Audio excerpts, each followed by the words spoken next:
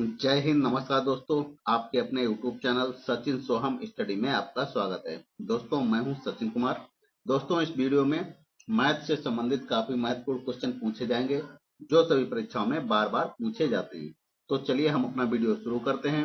हमारा पहला प्रश्न आपकी स्क्रीन पर आपके सामने दिया गया है। पहला क्वेश्चन है हमारा, दो वास्तविक संख्याओं का योग अंतर 7 है। दो वास्तविक संख्याओं का अंतर 7 है। यदि इनके वर्गों का अंतर 210 है तो उन दोनों वास्तविक संख्याओं का योग है। अच्छा क्वेश्चन है दोस्तों, कई बार परीक्षाओं में पूछा गया है। ठीक है, कैसे हल करेंगे दोस्तों? इसमें हम मानेंगे दो संख्याएं कौन सी हैं। मान लेते हैं दो संख्याएं कौन सी है हमारी, x है और y है। ठीक है, x और y है। ठीक है, पूछ रहा है उनका अंतर 7 है। क्या कह रहा है? दो वास्तविक संख्याओं का अंतर 7 है। कहने का मतलब है x और माइनस वाई बराबर क्या हो जाएगा? 7। x और बाई एक्स माइनस बाई बराबर 7। ठीक है, अंतर पूछा गया ना, दो संख्याओं का अंतर 7 है तो x माइनस बाई बराबर 7 हो जाएगा। ठीक है, फिर आगे क्या कह रहा है? यदि इनके वर्गों का अंतर 210 है। ठीक है, क्या पूछा गया है? यदि इनके वर्गों का अंतर 210 है, मतलब X square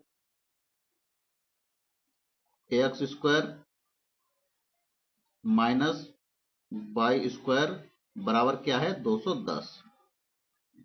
x square minus Y square बराबर क्या है? 210। ठीक है, ये पूछा गया है। फिर आगे क्या कह रहा है? फिर आगे क्वेश्चन क्या कह रहा है? तो उन दोनों वास्तविक संख्याओं का योग है, यानी कि एक्स प्लस वाई बराबर क्वेश्चन मार्क। ठीक है, ये हमसे पूछा गया है, यानी कि एक्स प्लस वाई बराबर क्या होगा। ठीक है दोस्तों, यहाँ पर दिया गया है X square minus Y square बराबर 210। दोस्तों, X square minus Y square क्या, कैसे वाई स्क्वायर को कैसे लिखा जाता है, यानी कि इसका सूत्र जो कह सकते हैं क्या होता है। ठीक है, X square minus Y square का मतलब क्या होता है? एक्स प्लस वाई और एक्स माइनस वाई। ठीक है, इसको हम ऐसे लिख सकते हैं बराबर 210। ठीक, इस तरीके से हम लिख सकते हैं 210। ठीक है, अब बताइए x प्लस वाई कैसे लिख सकते हैं? x plus Y. ठीक है, x माइनस वाई कितना ऊपर दिया है? x माइनस वाई कितना दिया है यहाँ पर? 7। तो हम क्या कर देंगे? गुणे 7 कर देंगे यहाँ पर। ठीक है, x प्लस वाई गुणे 7 कर देंगे। ठीक है, बराबर क्या दिया है? 210। तो हमने यहाँ पर लिख दिया 210। ठीक है, अब बताइए अब क्या हो जाएगा? x प्लस वाई बराबर 210, ये 7 गुणे में है, बटे में इधर बराबर के इधर जाएगा, क्या हो जाएगा? बटे में हो जाएगा। तो इधर बटे में हो जाएगा। अब हम क्या करेंगे? इसको काट लेंगे। 7 एकम 7, 7 21, जीरो बचा तो हमने यहाँ पर जीरो रख दिया। ठीक है, तो एक्स प्लस वाई कितना आ गया हमारा? एक्स प्लस वाई बराबर कितना आया हमारा? 30। यही हमारा क्या हो जाएगा? 30 हमारा राइट आंसर हो जाएगा। देखते हैं हमारा 30 किस ऑप्शन में दिया गया है। तो 30 हमारा ऑप्शन नंबर ए में दिया गया है। तो इस तरह से इस क्वेश्चन का right answer option number A, यानी कि 30 हमारा सही हो जाएगा। ठीक है दोस्तों, अगर मैं चाहूं, एक ट्रिक है इसको, जब इसमें संख्याओं में प्रश्नों में पूछा गया हो आपसे कि वास्तविक संख्याओं का अंतर 7 है, अंतर पूछा गया हो, उनके वर्गों का अंतर पूछा गया हो और इसके बाद में दोनों वास्तविक संख्याओं का योग पूछा गया हो, तो इसके लिए ट्रिक है। क्या है? आप लोगों को ट्रिक बताते हैं। ट्रिक क्या है? जब वास्तविक संख्याओं का अंतर दिया हो और उनके वर्गों का अंतर, वो अंतर 210 अंतर भी दिया हो, ठीक है, और उन पे पूछा गया उन संख्याओं का योग क्या होगा, तो यहाँ पे क्या करेंगे? 210 दिया है ना, इसको 210 लिख लेंगे और 210 को क्या करेंगे? 7 से भाग कर देंगे। ठीक है, 7 एकम 7, 7 या 21, कट के हमारा कितना आ गया? 30। यही 30 हमारा क्या हो जाएगा? राइट आंसर हो जाएगा। ठीक है, ऑप्शन नंबर ए में हमारा 30 दिया गया है। ठीक है, आशा करते हैं यह क्वेश्चन आपको अच्छी तरीके से समझ में आ गया होगा। चलिए देखते हैं दोस्तों अगला क्वेश्चन। अगला क्वेश्चन है हमारा, कप्तानों और सैनिकों को मिलाकर कुल 1200 यात्रियों 1200 व्यक्तियों का एक समूह एक रेल यात्रा कर रहा है। यदि प्रत्येक 15 सैनिकों के लिए एक कप्तान है तो उस समूह में कप्तानों की संख्या कितनी है? अच्छा क्वेश्चन है दोस्तों। टोटल कप्तानों और सैनिकों को मिलाकर संख्याओं कितनी है? कप्तानों और सैनिकों को मिलाकर कुल संख्या क्या है? 1200। ठीक है, फिर कह रहा है यदि प्रत्येक 15 सैनिकों के लिए एक कप्तान है। ठीक है, प्रत्येक कितने हैं? 15 सैनिकों के लिए कितना है कप्तान है? एक कप्तान है। ठीक है, फिर कह रहा है तो उस समूह में कप्तानों की संख्या कितनी है? ठीक है, सैनिक हमारे कितने हैं? 15, और 15 प्रत्येक 15 सैनिकों पर क्या कप्तान कितने हैं? एक। टोटल रेशियो क्या हो जाएगा 15 1, 15 में 1 जोड़ देंगे कितना हो जाएगा 16। टोटल हमारा रेशियो क्या हो जाएगा 16। यही 16 रेशियो बराबर क्या हो जाएगा 1200। यही 16 रेशियो बराबर क्या हो जाएगा 1200। ठीक है, अब 16 रेशियो बराबर 1200 हो जाएगा तो एक रेशियो बराबर कितना हो जाएगा 12 से बटे 1200 बटे हम क्या कर देंगे 16। अब इसको हम क्या करेंगे काट देंगे, 8 से काट देंगे, 8 दूनी 16, 8 एकन 8, यहाँ पे बचे कितने 4, 40 हुए, 8 पंचे 40, जीरो बचा ऊपर रख देंगे। ठीक है, 2 से काट लेंगे, 2 एकन 2, 2 सत्ते 14, एक बचा 10 हुआ, 2 पंचे 10। ठीक है, कितना निकल के आया 75 निकल के आया हमारा। ठीक है, पूछा क्या गया है उसमें, तो उस समूह में कप्तानों की संख्या कितनी है। कप्तान का रेशियो क्या है 1, तो 1 में गुणे हम क्या कर देंगे 75, 1 में 75 गुणे कर देंगे कितना हो जाएगा 75। ठीक है, तो कप्तानों की संख्या कितनी हो जाएगी 75, यही हमारा राइट आंसर हो जाएगा। देखते हैं 75 हमारा किस ऑप्शन में दिया गया है, तो 75 हमारा ऑप्शन नंबर बी में दिया गया है। तो इसका राइट आंसर क्या हो जाएगा 75, ऑप्शन नंबर बी हमारा सही हो जाएगा। तो उस समूह में कप्तानों की संख्या कितनी हो जाएगी 75। अगर उसमें पूछा जाता है सैनिकों की संख्या क्या है, ठीक है, तो सैनिकों की संख्या क्या करते, ये हमारा सैनिकों का रेशियो में क्या अनुपात दिया गया है 15, तो हम क्या करते 15 गुणे 75 कर देते। ठीक है, 15 गुणे 75 कर देते, कितना निकल के आ जाता हमारा 15 पुनः 75 की 5, हासिल लगा 7, और 15 सत्ते 105 में और 7, 105 और 7 कितना हो जाएगा हमारा 112। तो सैनिकों की संख्या कितनी हो जाती 1125। पूछा गया कप्तानों की संख्या, तो कप्तानों की संख्या कितने 75। टोटल बताइए 1200 हो जाएंगे ना, 1125 में 75 जोड़ देंगे तो टोटल व्यक्ति हमारे कितने हो जाएंगे 16। ठीक है, लेकिन पूछा गया है कप्तानों की संख्या, तो कप्तान हमारे हो जाएंगे 75, सैनिक हमारे हो जाएंगे टोटल 1125। ठीक है, आशा करते हैं यह क्वेश्चन भी आपको अच्छी तरीके से समझ में आ गया होगा। ठीक है दोस्तों, यह मैथ से संबंधित पार्ट नंबर 7 है। इसी तरह पार्ट बाय पार्ट वीडियो आपको आगे भी मिलते रहेंगे, इसलिए आप मेरे चैनल को सब्सक्राइब करके हमसे जरूर जुड़ जाइए, ताकि जब भी हम नया वीडियो अपलोड करें तो आपके पास आसानी से नोटिफिकेशन पहुंच सके। ठीक है, चलिए देखते हैं दोस्तों अगला क्वेश्चन। अगला क्वेश्चन है हमारा, 5 व्यक्ति 6 दिनों तक 6 घंटे प्रतिदिन काम करके 10 खिलौने तैयार करते हैं, तो कितने दिनों में 12 व्यक्ति 8 घंटे प्रतिदिन काम करके 16 खिलौने तैयार कर सकेंगे। अच्छा क्वेश्चन है दोस्तों, यह क्वेश्चन भी कई बार परीक्षाओं में पूछा गया है। दोस्तों जब इस तरह का क्वेश्चन आता है तो हम लोग क्या करेंगे, इसमें कौन सा सूत्र लगाएंगे, M1 इसमें लिख देते हैं हम, M1 D1 और T1 बटे W1। ठीक है, M1 का मतलब क्या हो गया मैन, D1 मतलब दिनों की संख्या, T1 का मतलब टाइम, और W का मतलब क्या होता है वर्क यानी कि कार्य। ठीक है, बराबर में क्या लिख देंगे M2 फिर D2 फिर T2 बटे W2। ठीक है, W2, इस सूत्र में हम ये संख्याएं रख देंगे तो हमारा आंसर निकल के आ जाएगा। ठीक है, हम बताइए M1, M1 में क्या रखेंगे, यानी कि ये व्यक्तियों की संख्या कितनी है 5। ठीक है, गुणे फिर D1 क्या है 6 दिन। ठीक है, कितना D1 मतलब कितना दिया है, दिनों की संख्या कितनी दी है 6, तो हम यहाँ पर लिख लिया हमने 6। ठीक है, फिर क्या है T1 यानी कि टाइम कितना है हमारा ऊपर 6 घंटे। यही तो कह रहा है ना, 5 व्यक्ति 6 दिनों में 6 घंटे प्रतिदिन कार्य करके 10 खिलौने तैयार करते हैं। ठीक है, टाइम क्या है हमारा 6 घंटे, बटे में कार्य क्या है यानी कि 10 खिलौने तैयार किए, तो कार्य को हम कहाँ लिखेंगे नीचे लिखेंगे। ठीक है, बराबर निशान है तो बराबर लगा दिया। M2 यानी कि M2 कितना है हमारा, यानी कि अगले में M2 यानी कि व्यक्तियों की संख्या कितनी है 12, तो हम यहाँ पर लिख लेते हैं 12 गुणे D2, यहाँ पूछा गया तो कितने दिनों में, यानी कि D2 की यहाँ पर वैल्यू पूछी गई है, तो यहाँ पर हम D2 लिख लेंगे। गुणे में क्या है आगे क्या है T2, T2 का मतलब समय, अगला कितना दिया है, अगला समय हमारा दिया है 8 घंटे, बटे W2 क्या है, यानी कि वर्क हमारा कितना है 16 खिलौने तैयार हो रहे हैं, तो यहाँ पर क्या लिखेंगे 16। ठीक है, अब क्या करेंगे, इसमें हम सभी संख्याओं को काट लेंगे, हमारा राइट आंसर निकल के आ जाएगा।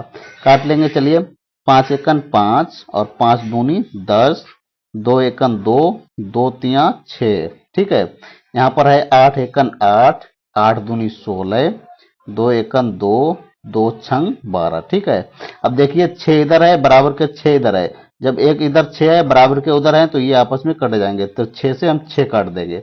इधर क्या बचा हमारा, इधर 3 बचा, इधर क्या बचा D2, तो बताइए D2 बराबर कितना हो जाएगा, D2 बराबर हमारा 3 हो जाएगा, यानी कि दिनों की संख्या कितनी हो जाएगी 3। तो वह कह रहा है कितने दिनों में 12 व्यक्ति 8 घंटे प्रतिदिन काम करके 16 खिलौने तैयार कर सकेंगे। तो कितने दिनों में तैयार करेंगे, 3 दिनों में।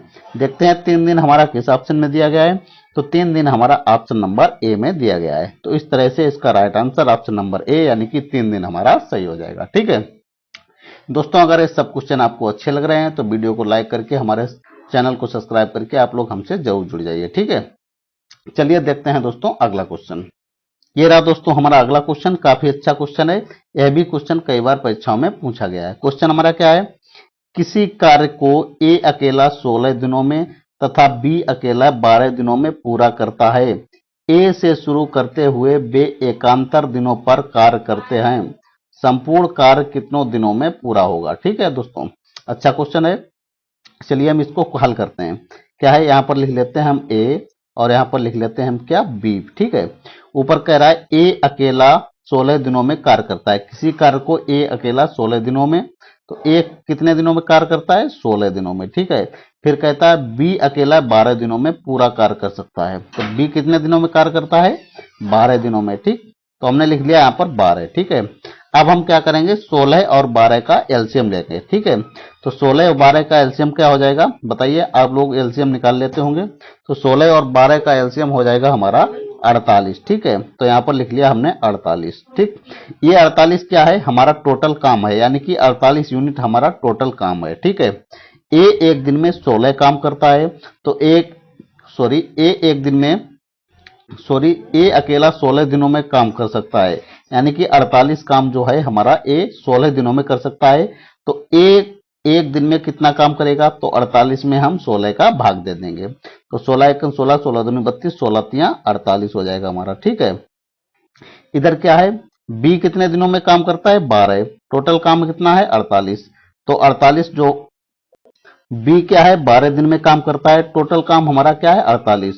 तो 48 काम एक दिन में कितना काम करेगा, तो 12 का हम 48 से भाग करेंगे, 48 में हम 12 से भाग कर देंगे, कितने बार जाएगा, 12 चौक 48। ठीक है, तो एक दिन में कितना काम करेगा, 4 यूनिट। ठीक है, अब बताइए आगे कह रहा है हमारा ए से शुरू करते हुए वे एकांतर दिनों पर कार्य करते हैं। एकांतर दिनों का मतलब एक दिन पहले दिन ए काम करेगा, दूसरे दिन बी काम करेगा, तीसरे दिन फिर ए काम करेगा, चौथे दिन फिर बी काम करेगा, यानी कि एक एक दिन छोड़ के काम करेंगे। ठीक है, यही एकांतर दिनों का मतलब होता है। ठीक है, तो सबसे पहले कौन काम शुरू कर रहा है, ए काम करेगा, फिर ए के बाद बी काम करेगा, फिर अगले दिन ए काम करेगा, फिर अगले दिन बी काम करेगा। ठीक है, तो बताइए ए एक दिन में कितना यूनिट काम कर रहा है, 3। बी एक दिन में कितना काम कर रहा है, 4। तो बताइए काम कितना हुआ हमारा, 2 दिन। 2 दिन में कितना काम हुआ हमारा, 3 और 4 को जोड़ लेंगे, 4 3 7। तो 2 दिन में 7 यूनिट काम हुआ है। टोटल हमारा काम कितना है, 48। अब बताइए 7 का पढ़ा ऐसा पढ़ेंगे 48 से ज्यादा ना हो, तो 7 छंग 42, 7 सत्ते 49, 7 सत्ते 49 हमारा ज्यादा हो रहा है, तो क्या करेंगे हम इसमें 6 का गुणा कर देंगे। ठीक है, तो इधर जब 6 का गुणा करेंगे तो हम इधर भी 6 का गुणा कर देंगे। ठीक है, तो 6 दूना कितना हो जाएगा हमारा, इधर हम लाइन कर लेते हैं, 6 दूना कितना हो जाएगा, 12। ठीक है, इधर क्या हो जाएगा, 7 छंग 42। ठीक, अब यहां पर समझ में आया, यानी कि 12 दिनों में काम कितना हुआ, 42 यूनिट। ठीक है, टोटल काम कितना हमारा, 48 यूनिट। अब बताइए 12 दिनों में हमारा 12 दिनों में कितना हो गया, 42 यूनिट काम हो गया है। अब कौन सा दिन आएगा अगला, 13वां दिन। ठीक है, 13वें दिन कौन काम करेगा, अब आएगा नंबर आएगा ए की बारी आएगी। ठीक है भाई, 12 दिनों तक काम हो गया, 12 दिनों में कितना काम हुआ, 42 यूनिट। ठीक है, अब अगले 13वें दिन किसका नंबर आएगा, ए का। ए एक दिन में कितना काम करता है, 3 यूनिट। ठीक है, तो ए एक दिन में 3 यूनिट करता है, तो 3 यूनिट में हम क्या करेंगे, 42 में जोड़ देंगे, 42 में 3 यूनिट जोड़ देंगे, कितना हो जाएगा हमारा, 45। ठीक है, तो 13 दिन में कितना काम हो गया, 45 यूनिट। ठीक है, अब बताइए दिन आएगा 14वां। ठीक है, लेकिन 14 लिखेंगे नहीं, 14वें दिन में कौन काम करेगा, बी करेगा। बी एक दिन में कितना यूनिट काम करता है, तो 4 यूनिट काम करता है। अब टोटल काम बताइए कितना है, 48। अगर 4 यूनिट काम करेगा तो कितना हो जाएगा, 45 में हम 4 जोड़ देंगे तो हमारा 49 यूनिट काम हो जाएगा, तो 1 यूनिट हमारा ज्यादा हो जाएगा। ठीक है, तो हम क्या करेंगे, टोटल हमारा शेष काम हमारा कितना बचा है, 3 यूनिट। काम कितना बी कर रहा है, 4 यूनिट। ठीक है, तो जब 3 यूनिट हमारा काम बचा है, टोटल काम कितना है, 4 यूनिट। शेष काम काम शेष कितना रह गया है 3 यूनिट, ठीक है। और दिन कितने बचे हैं 13, दिन कितने हो रहे हैं यहाँ पर 13, ठीक है। तो हम यहाँ पर लिख लेंगे 13, ठीक है। तो क्या हो जाएगा टोटल काम कितने दिनों में हो जाएगा 13 सही 3/4 दिन। कितना टाइम लगेगा इसमें 13 सही 3/4 दिन, ठीक है। क्योंकि 14 दिन पूरे नहीं लगेंगे, 14 दिन पूरे लगेंगे तो उसमें बी यहाँ पर बता रहा है एक दिन में 4 यूनिट काम कर रहा है। यहाँ पर 45 काम हो रहा है, अगर 45 में हम 4 जोड़ देंगे तो हमारा 49 यूनिट हो जाएगा, लेकिन काम हमको कितना करना है 48 यूनिट ही करना है। तो इसलिए क्या हो जाएगा बी हमारा एक दिन में 4 यूनिट काम कर रहा है। काम कितना हमको करना है केवल 3 यूनिट, तो हमने यहाँ पर 3 यूनिट ऊपर रख दिया। टोटल काम है हमारा 4, दिन हमारे कितने हो रहे हैं 13, तो 13 से ही 3/4 दिन में हमारा पूरा काम हो जाएगा। यही पूछा गया है, संपूर्ण कार्य कितनों दिनों में पूरा हो जाएगा। तो 13 से ही 3/4 में दिन में संपूर्ण कार्य पूरा हो जाएगा। देखते हैं 13 से ही 3/4 किस ऑप्शन में दिया गया है, तो ऑप्शन नंबर डी में दिया गया है। तो इस प्रकार इस क्वेश्चन का right answer option number D हमारा सही हो जाएगा। ऐसा करते हैं यह क्वेश्चन भी आपको अच्छी तरीके से समझ में आ गया होगा, ठीक है। दोस्तों ये सब क्वेश्चन आपको अच्छे लग रहे हैं तो वीडियो को लाइक जरूर कर दीजिए, ठीक है।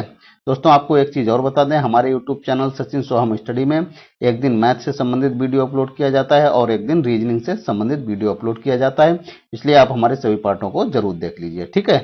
दोस्तों ये वीडियो आपको अच्छा लगा है तो वीडियो को लाइक करें, शेयर करें, चैनल को सब्सक्राइब करें। मिलते हैं अगले वीडियो में, तब तक के लिए जय हिंद, नमस्कार।